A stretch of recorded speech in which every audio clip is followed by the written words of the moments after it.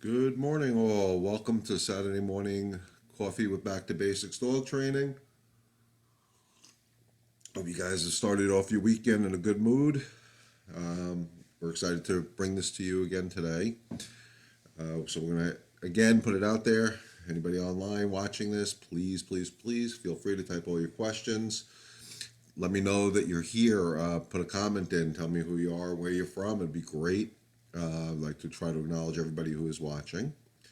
So in the meantime, like I said before I get started, I always talk about an issue that's going on right now. And what I want to talk about right now is while we're all stuck at home during this pandemic, our dogs are starting to get a little overwhelmed with us being home all the time.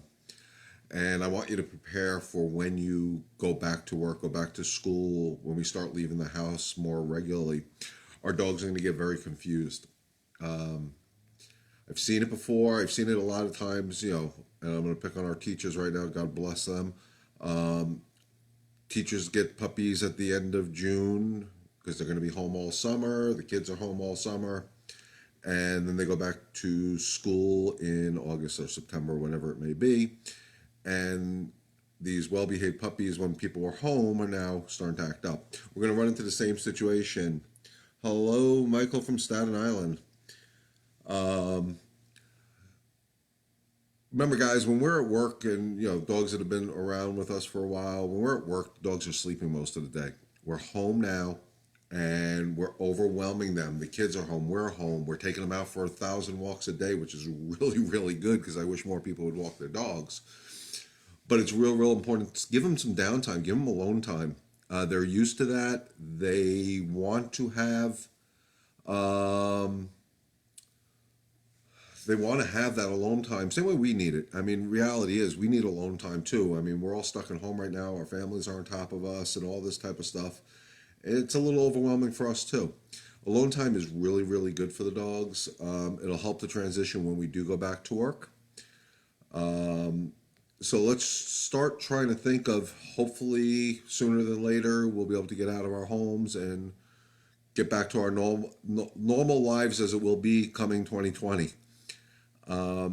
So again, they need that time. They need that alone time. They need to sleep. There was a study I read a while ago that on average a dog sleeps 14 to 16 hours a day, maybe a little bit more depending on the dog and their energy level. They need that time. So giving them that time to sleep, giving them that time for alone time, for lack of better terms. That's about what I can say on that. There's other things we can do to help them. I'd be happy to answer any of those questions as well. I love the fact that people are walking their dogs. I'm seeing it in my own neighborhood. I didn't realize I had so many dogs in my neighborhood. Everybody's out walking their dogs, which is really, really great. Anybody who knows me knows I've been posting out some videos on YouTube, Back to Basics YouTube channel. It's Back to Basics Dog Training. I put out a 5-part series of mastering the walk back to basic style. Each video is about 15, 20 minutes long. I think it's a good thing to watch from, in order, series, episode 1 to episode 5. It'll give you a better understanding on how we can make them walk more productive for our dogs. What I mean by that is not just the free-for-all, smelling everything, pulling me every place, something more to challenge their minds, which again will create a tireder dog. A tired dog sleeps. They really do need that at this point. So I do highly recommend watching those videos again. And if you like them, and even if you don't like them, put comments on the videos, on each part of the video, or Facebook message me. Let me know what you guys want me to put out there or do differently to help you have that happy, balanced life you want with your dog. Dogs do need the structure of a good walk. So by putting it out there that way, I think we can help one dog at a time, one home at a time, and that's the goal. I pride myself on trying to be as transparent as possible. That's why I open up this live Facebook question and answer session. I want to make this as easy for people to help themselves, not necessarily hire a trainer. If I can give you the idea on how to help your dog great. That's what I'm here for. So I want to try to be as transparent as possible. There are no questions off limits. If we want to talk about different training methodologies, we'll be happy to talk about different training methodologies. You want to talk about different tools in the industry, we'll talk about different tools in the industry. Whatever is easier for you guys and what you think you need, we'll discuss. We can either do it here in the live forum, or I'd be happy to try to produce a video for it to go over the details of it. And that could be anything that you guys want. With that being said, see, I got a few people on there. Again, if you're on here, please put a comment where you're from, so I know who's here, where they're coming from. It'll help me out greatly. I'm going to talk about any of the fosters or rescue people that are out there watching this video. There's another video I published on my Facebook page. I'm sorry, well, it's on my Facebook page too, but on my YouTube channel, is how to introduce a dog to your home. It's a sore subject for a lot of people. I thought it was something that was important to my customer base. I think my customer base around the country, around the world, could benefit from watching that half-hour video. That video is really how to introduce a dog to your home from day one. Too many times I get calls saying, I rescued a dog. It was really good for a week, 2 weeks, a month, whatever. And now it's starting to exhibit some bad behaviors. And hello, Susan. Hello, Michelle. Hey, Amy, how are you? I'll let Marcy know you said hi.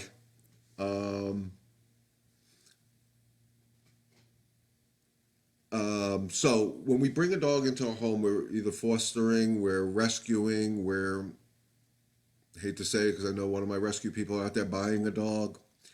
The biggest mistake we make is that we tend to smother these dogs with love. I'm going to talk predominantly about rescue dogs at this point. We worry about their past. What happened to this poor dog? Hello, Cousin Sue.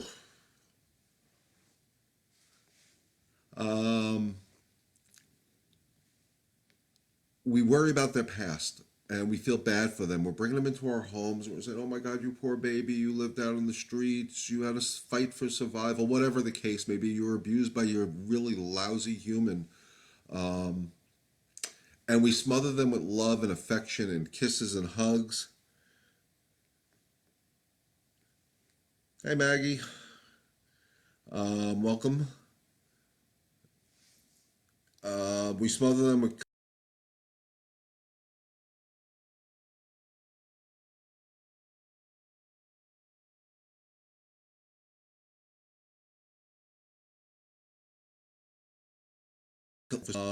there we go. Okay, so Maggie has a question. We'll get back to bringing the dog to the home. My dog is sweet and loves everyone except for when someone is walking or riding a bike by the house or on walks. He barks and growls so much. Also, when he sees another dog outside, okay, he loves to play with the other dogs in the yard, though. Okay, so it basically sounds like you're talking about leash reactivity. Again, I do recommend going to my YouTube channel, watching my 5-part series of Mastering the Walk Back to Basics style. I do talk about that. A lot of times when dogs are on leashes, they're too excited. We don't know how to get them to calm down, which is a very normal thing. And the process of the walk starts when you take the leash out. Maggie, and maybe you can just pop an answer in for my question. As soon as your dog sees the leash, does your dog get excited? That's the first question I ask everybody.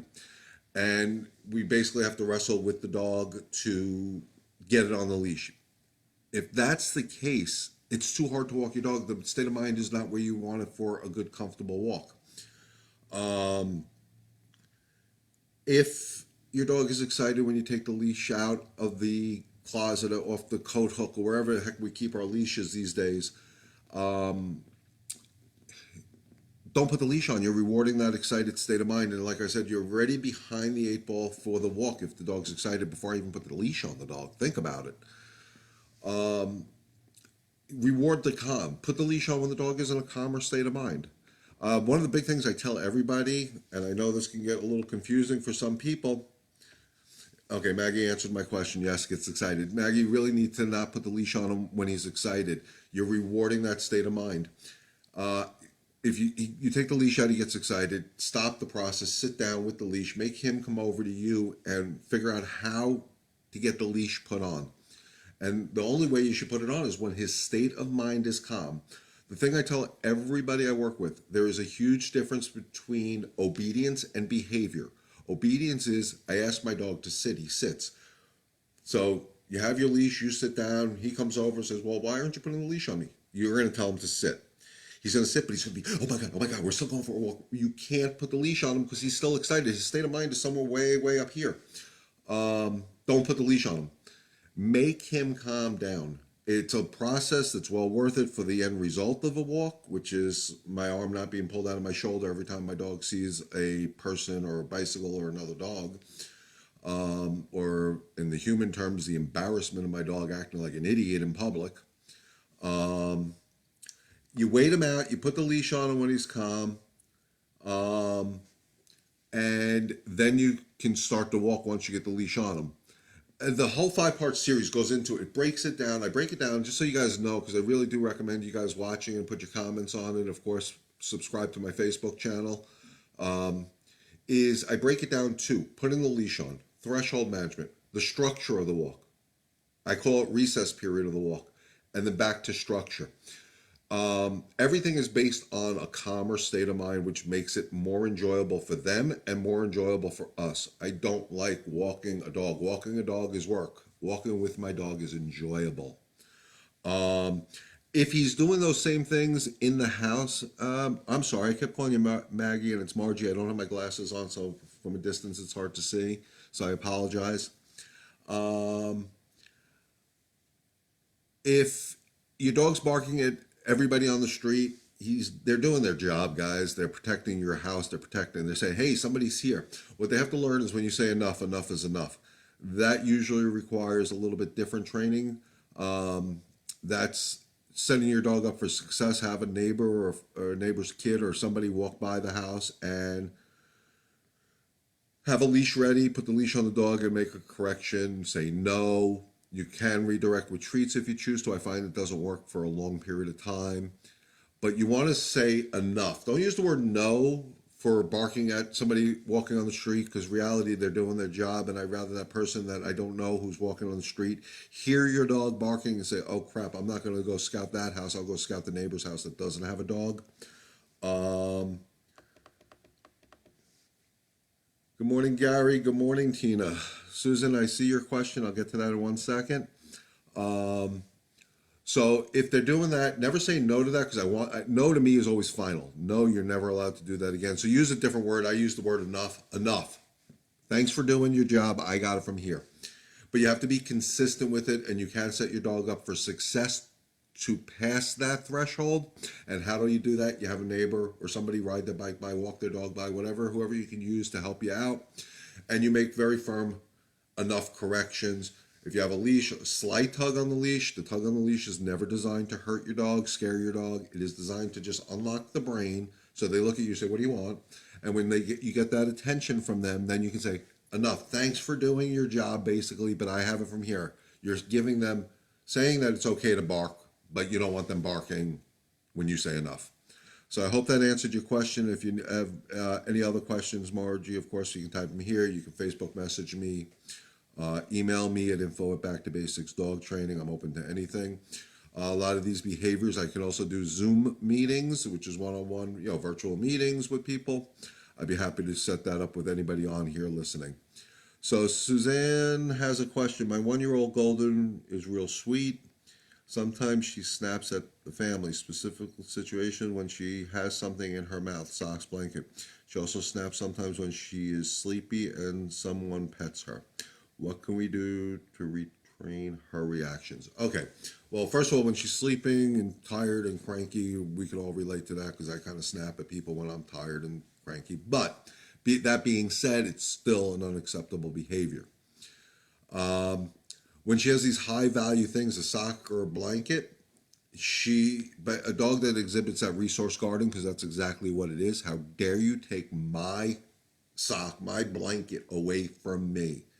Your dogs own nothing, folks. You own it all. You're nice enough to let your dogs use it. I know that sounds really, really cruel, um, but you own it. And if the dog doesn't respect your privacy or your property, you have to disagree with it. I never want anybody getting bit, so always be careful what I say here. But don't yank things out of a dog's mouth. It will create a couple of bad behaviors. It'll create a prey drive. I pull it out and they go to chase it. They get your hand. 9 times out of 10, it could be a 10-foot piece of board or something, and they're going to get your hand. They're really good at it. So, with that being said, you can't. And we're going to use my company motto right now: no anger, no frustration, no nonsense. Okay, your dog got the blanket. You need to get it back from him. You can't say, no, cut it out. You can't get angry with them. You have to use my no anger, no frustration, no nonsense approach. It's just not acceptable behavior. So you grab the object. I'm assuming that your dog doesn't know the drop it command. So what you're going to do is you're going to hold the object in your hand, in his mouth. And again, always be cognizant that they may loosen their grip and go to nip you. At that point, you have to use your reactions to move quickly. But when they open their mouth, say it's a sock and the sock isn't as big as a blanket, you grab it, you hold it, you're going to say the word drop it. And you're going to hold a little bit of pressure towards you to get that motion going. As soon as they open their mouth, good, you take it, good, drop it, and praise the dog. Don't take the sock and hold it up here now because you're going to create a lunging effect. Use your body language, use your energy, keep the dog away from the sock. So they start understanding the sock is not theirs.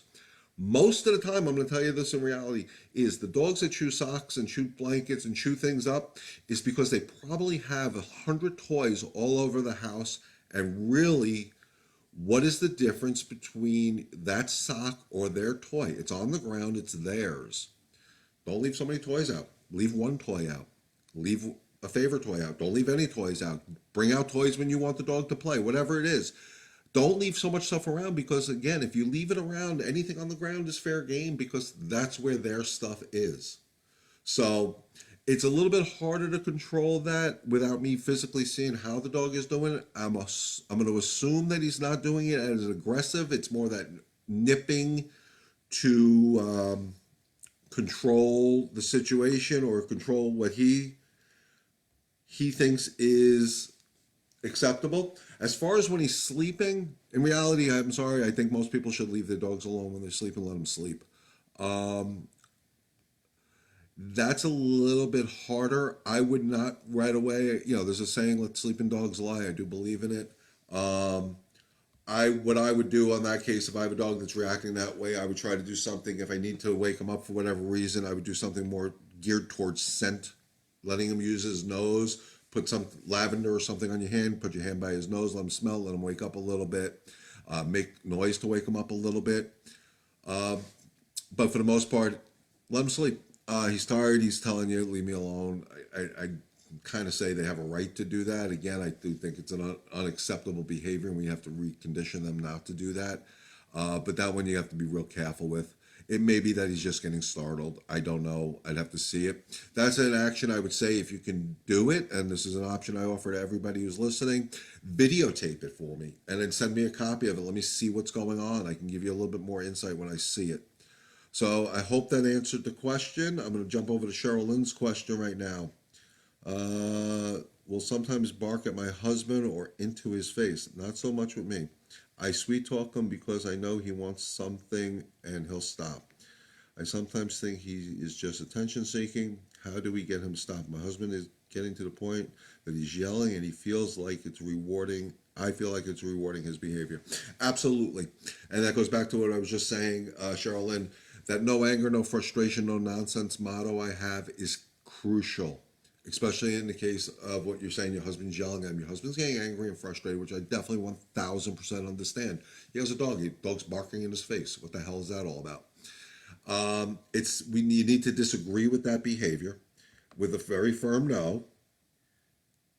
Um, you have to, sorry, your husband has to step up. Your dog is, I hate to say it this way, manipulating your husband a little bit with the barking. He's getting attention. Negative attention, still attention. If if a dog is demanding that attention, you actually have to say no. It's okay. You're allowed to say no to your dog. No, in my opinion, should have a consequence. Again, any consequences I talk about will never hurt your dog, scare your dog. It's more to unlock their brain and say, hey, cut it out. You're being an idiot. It's no different than when we were growing up. You can be in another part of the house out in the yard and you hear your parents go, hey, and you'd be like, what? It got your attention. So if the dog's doing that to your husband, and if he's sitting down on the couch, this is the part I always say: people have to stop being so lazy. You get up, and you actually get up, use your butt. No, you don't do that to me. I'm in charge. That's like my kids back talking me. That's unacceptable behavior. Um, it needs to be done. If you can answer this question, when does he do this to your husband? Is it randomly, or is it when he comes home from work, or he never uses anger or yelling? Okay. Um, again, if you can answer the question, when does he usually do this to your husband? Is it randomly, or is it in specific incidences? Is it around a certain time of the day? Is it the dog wants to play? Maybe you can help me help you at this point. Um, Again, that's a behavior I'd love to see on video that can be sent to me, and then I can answer the question, one on one. But it's got to be that no nonsense, no, because I said so. It's an unacceptable behavior. I don't know what's triggering it. I need a little bit more content on that one. Um, Try to think of other ways you can do this. There's a tool out there called Pet Corrector. It's just canned air. That's all it is. It's not going to hurt anything. You can use that to reinforce the no. So when he's doing this to your husband, guys, I always tell people, dogs are, as much as our wives think as husbands we can't multitask, dogs truly can. So when your dog is fixated on doing that to your husband, his mind is just locked on this is what I'm doing. Um, Not to watch my husband will yell, but not me. Yeah, the yelling is feeding into it. But getting back to the pet corrector, it's something we can use as long as we don't misuse it or abuse it. And when I say abuse it, is use it too much, because I think I always tell my customers very simply, the best training tool on the face of the earth, with the thousands or if not millions of different training tools, the best training tool is the human, and it's all about your body language and energy. You can make more happen by saying less.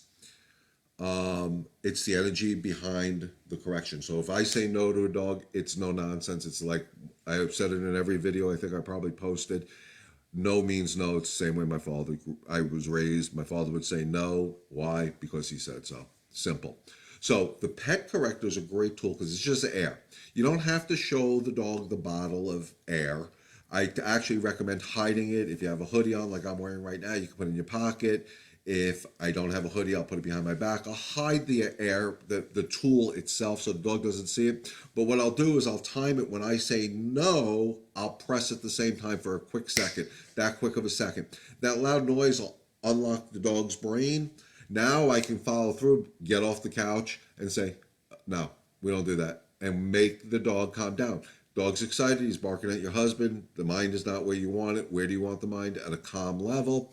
As soon as we get the dog calm, we can have a better way of teaching them. Because remember, it's not only saying no to your dog. No is a horrible word in reality, but it's a word we use to stop an unwanted behavior. And then when the dog stops, okay, great, but we sit back down and he does it again. So his mind is still not right. It's how to turn that no into a yes. That is the most crucial part, guys. It's not no, stop barking at me. No, it's no, stop barking at me. Sit down, calm down. Then I'll reward you by petting you or giving you the affection, but that's in a better state of mind. Remember, negative attention is still attention. So if your husband is yelling at them or anybody's yelling, it's attention. It's not the right attention. Nobody likes negative attention. So I always tell it, it's not only saying no, it's turning the no into yes. I think that's more crucial. I think that's what, as humans, we have a huge disconnect because we say no, the dog stops, but the dog doesn't know why or what we expect from them. And we got to teach them that. If you ever notice dogs who want attention from other dogs, will get into another dog's face and bark and bark and bark and bark and bark to get the other dog's attention. Depending on the other dog that's being barked at, they may join in the fun or they may growl or nip at the air and say, no, we're not doing that. But they're not angry. They're not frustrated. It's just no nonsense. Cut it out. I don't want to play with you right now. Get out of my face. And dogs understand that. They understand that form of discipline. Remember, discipline is not designed to hurt your dog. It's a horrible word. I know I get told a million times by mostly my wife and some of my associates that that's a bad word because people misinterpret the word discipline. I'm going to continue to use it and I'm going to continue to educate people on my form of discipline. Discipline is never designed to hurt your dog. It is designed to be uncomfortable. And I always use growing up. I grew up out here on Long Island in Mount Sinai. It was farmland. And in the early 70s, we didn't have central air conditioning. My dad had a saying, we don't own loco. So basically what that meant is lights weren't allowed on during the day. Fans weren't allowed on during the day. The fans were only allowed for sleeping purposes in our bedroom. So when I screwed up in July or August and got sent to my room as a punishment, because back then it was a punishment. There was no TV, there was no internet, there was no nothing. There were books in my room and I hated reading. Going to my room in July or August was an uncomfortable punishment. What was the purpose of that? Don't make the same mistake twice. So the discipline of going to my room because I made a mistake didn't hurt me, didn't scare me, but it made it uncomfortable to make that same mistake twice. Make it uncomfortable for your dog to make that same mistake twice. You don't have to hurt your dog. You don't have to scare your dog into it. It's real important that oh, you're in Middle Place too. I live in Middle Place now. So we can definitely set up a Zoom meeting also, just so everybody knows. I'm going to throw it out there. I'm doing Zoom meetings at a greatly reduced price right now because of the pandemic or whatever this is that's going on because we're stuck at home and we have to keep the social distancing. So I am doing Zoom meetings or FaceTime meetings with sessions with customers. We can always set something like that up. So, let me know. I'm here to help. But getting back to this discipline, there's a couple of ways I use the word discipline is to agree with a bad behavior, and I also use discipline for mastering the walk. I use the walk as a discipline, and if you think about it logically, karate is a discipline. It's doing something, the body, the mind, the soul, the martial arts. It's conditioning your body to do something. It's discipline. It's a discipline in the martial arts that you can't let your anger take control.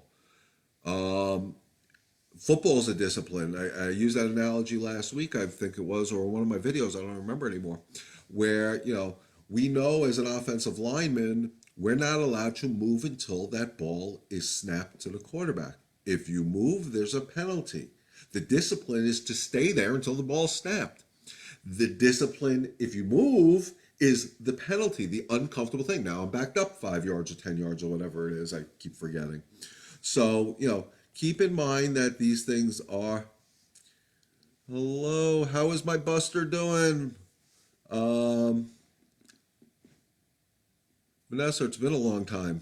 So let me see what Vanessa, hi Leon, lately when I walk Buster, when we pass dogs that ignore him, he's fine. Great, he's made huge progress. I love it. But lately, when we pass dogs that are going crazy and barking, it's hard to get Buster to focus on me. He's hurting himself with the prong, but he doesn't seem to care. Do I make him sit and wait for the other to calm? Absolutely. You don't continue to walk. Great question. I love it, Vanessa. Buster, just a little background on Buster. When I first met Buster, and Vanessa, correct me if I'm wrong, he couldn't walk past any dog without going absolutely, bat crazy. So he's made huge progress. We have introduced some different tools to Buster. I know we introduced the prong collar to him. I believe we introduced an e-collar to him. Are you using the e-collar on the walk at all, just out of curiosity? Um, um, so, again, I'm going to tell people, here's what's going to happen. I'm going to assume I'm going to be right on this, Vanessa. Buster starts reacting as soon as he sees that dog that he doesn't like the energy. He's reacting to that dog's energy. Dogs are all about energy. So, um,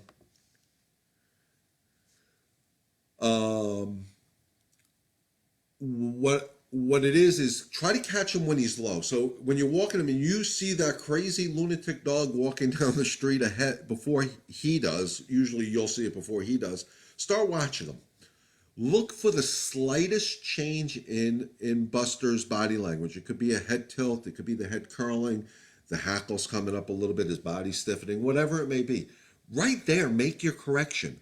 Correct them at a lower level. I always use that scale, and Vanessa, you've been in my classes, so you've heard me talk about this a million times. That 0 to 10 scale. It's an imaginary scale, guys, and I'll say that because there's right now, I don't know, 20, 25 people watching this. There's 25 versions of 0 to 10. But there's two constants in 0 to 10. 0 being asleep, and 10 being Satan's child. And when I say that, I kind of joke about it. It could be aggression, it could be excitement. So I just call it Satan's child of stupidity. Those are two constants. Logic dictates it's easier to control something at the lower levels. So most of the customers I work with wait for the explosion. The dog goes from 1, 2 because we're walking, so it's usually about a 2, and they don't make a correction until the dog's at a 7 or 8. Good luck. Almost impossible. It's too hard to break that now. Can it be done? Of course it can be done. Good morning, Zach. So you can stop it, but why? So if I was walking Buster and I saw that knucklehead dog down the street coming, and I would start watching Buster. And as soon as I saw Buster, okay, I'm not comfortable with it. Boom, pop. Again, I use the word pop the leash. Unlock the brain from focusing on that dog coming. Focus on me. Sit. You have to stay calm. Don't do that. Wrap the leash around your hands a million times. Stay as calm as you can. And teach him a better way to see the other dog. I do recommend if you see that out of dog control and the dog is on the left, you go to the right and go to the other side of the street.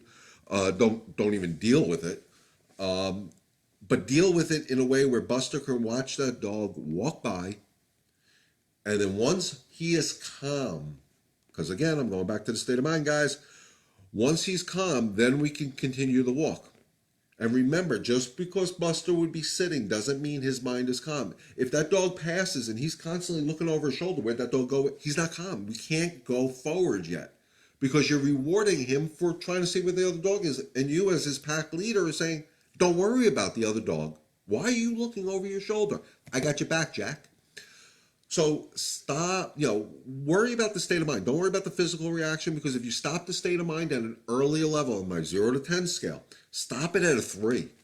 Because at a 5, 6, 7, 8, it's hard. It's too much work. It's not fun anymore. So look for the little signs, guys. I'm going to say this a million times probably now today because now it's in my head and it's going to be a passion of mine. Don't wait for the explosion. Stop waiting for the explosion. Every time I see it, that's where the dog will hurt themselves. I don't care if the dog's on a prong collar, a slip leash, a choker chain, a martingale collar, a flat nylon collar, a head halter, the one that goes around its mouth. On a harness, they can get hurt. People think harnesses are these great, great things.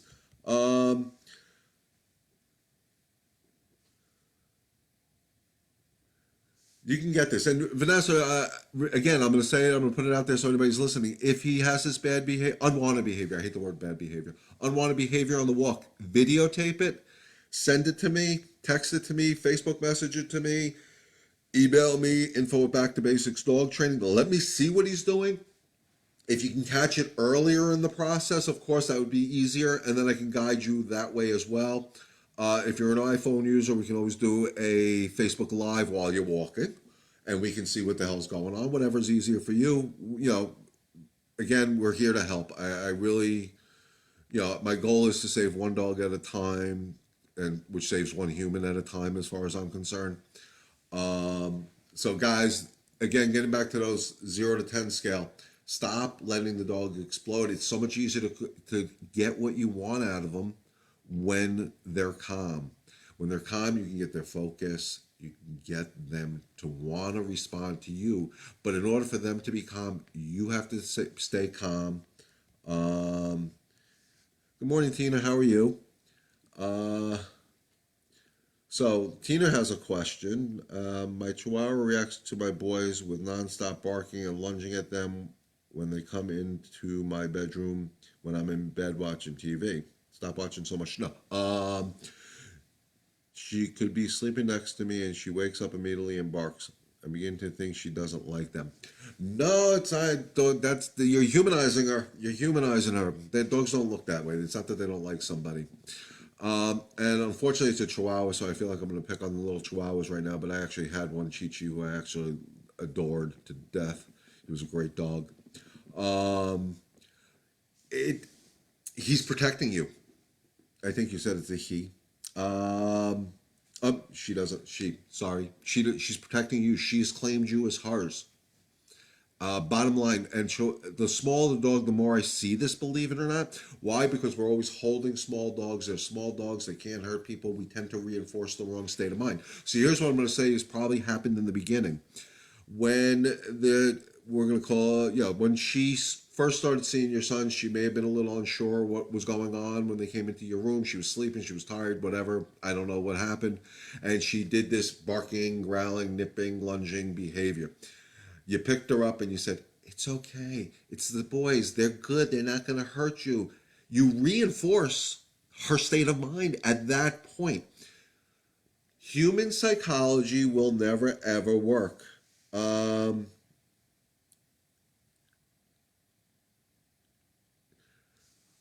I'm sorry, I was reading the comment.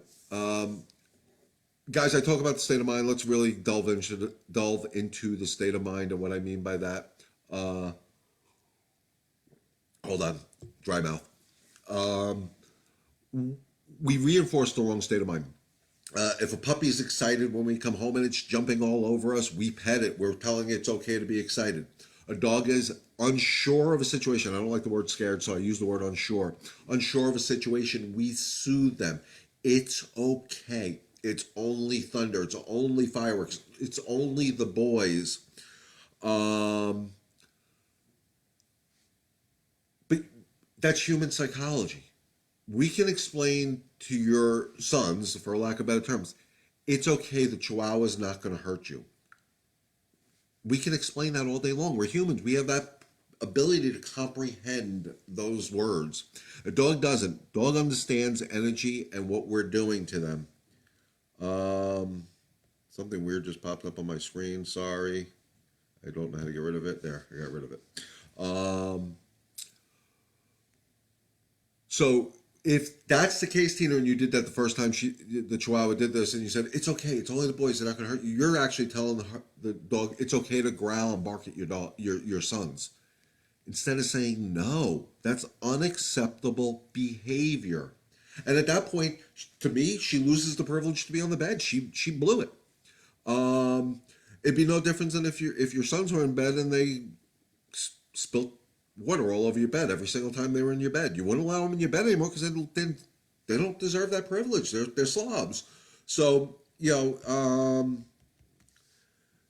she was at ASA, so she was scared. Not scared. She was unsure. We've only had her a couple months. Guys, I'm going to tell you now. I hear that all the time. She was at ACC, which is a kill shelter. We've only had her a couple of months. She was scared. We baby the dogs. Yesterday they were in a kill shelter. Today they got the luxury of your home. Why am I worried about what happened yesterday? Can you go back in time and not have her go to the kill shelter? No, you can't. So why worry about it? You can't worry about it. Dogs look for proper leadership now. Doesn't matter what happened yesterday. Guys, I say it a million times. A dog lives in the moment. We've all heard that saying, live in the moment, live in the moment. It's the best way to live life. You can't fix yesterday. You can learn from the mistakes of yesterday as humans. And you can't worry about tomorrow because there is no guarantee. I mean, I hate saying it. Look what the hell's going on in the world today. So live in the moment like dogs do. Dogs look for proper leadership. If I was the one that took this Chihuahua into my home, I wouldn't feel bad for what happened yesterday because look what I'm giving her today. I'm giving her balance. I'm giving her leadership. I'm giving her 2 square meals a day. Giving her water when she, because she needs it. Giving her affection when she is in the right state of mind. And I'm going to teach her that the world isn't so bad. Why do I feel bad for her? Look at what I'm going to give her. Look at the lap of luxury I'm going to give this dog. Stop feeling bad for what happened yesterday because you can't fix yesterday. By feeling bad for them, it's a weak energy. And they will never, ever be able to move forward. Be confident in what you know about dogs. Be confident in understanding that we can move them forward. Be confident in the fact that nothing bad is going to happen to this dog again. You're not going to allow it. You are now, it's a new world. And it works. I've done it, I'm going to say 1,000 times to help people out. Guys, it's the human emotion interferes with us helping our dogs. I don't know how else to say it. Stop feeling sorry for them. Whatever happened, it happened. I've worked with abused dogs before. It breaks my heart every single time. It kills me that humans can be such animals, for lack of better terms, to dogs. It kills me. But when I work with them, I never, ever feel bad for them. When I get in my car or I'm not around them, my emotions are allowed to come out. I do this for the love of the dogs, so I never want to see a dog hurt. But I know for a fact if I work with this Chihuahua, it's a new day. It's a new way of living. It's a better way of living. Forget what happened yesterday because you can't fix yesterday. We can move forward today for a better way of life. Guys, I'm hoping I got a lot of good information out to you today. This is going to be a weekly thing this Saturday morning, Coffee with Back to Basics. I hope you guys are getting something out of it. I'd love to hear some feedback from you guys. And again, please give me subjects to post these videos. The more you guys give me, the more I'll put out there. Again, I want to be a transparent dog trainer. I want people to understand we're all in this together. I'm here to guide you. I'm not here to take over your dog's life. I'm not here for any... Do I keep her off the bed permanently or remove her when she acts this way? If she's calm, she can be in the bed. Once she acts in unwanted behavior, she lost the privilege. Just at that point, keep a leash. I hate to say it, keep a leash in your bedroom. Put her when you take her off the bed. Put her on a leash so she can't make the forward motion with the son, so you can still have connection to her to make corrections because the behavior may not stop, the barking and the lunging. But if you have her on a leash, you can make the correction. And again, if you're laying in bed, I know once I'm in bed, I don't want to get up, but you're gonna have to get up. Make it happen. This is an unacceptable behavior. Same way, if we had kids and they were doing an unwanted behavior, we'd make it no nonsense. Now that's unacceptable. So don't be afraid to discipline them.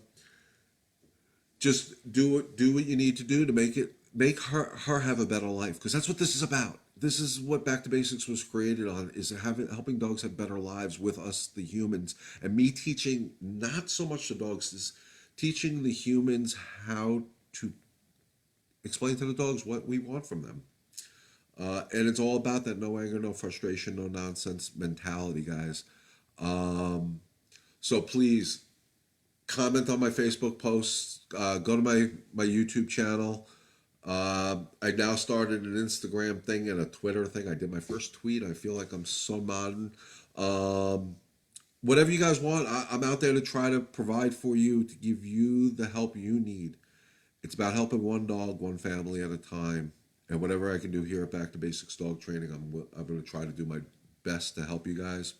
And with that being said, if there are no other questions, I want everybody to have a great weekend. Stay healthy, stay safe, and remember, no anger, no frustration, no nonsense. Till next week, enjoy your week, guys. Work with your dogs. Shoot me any questions. I'm here to help. Love you all.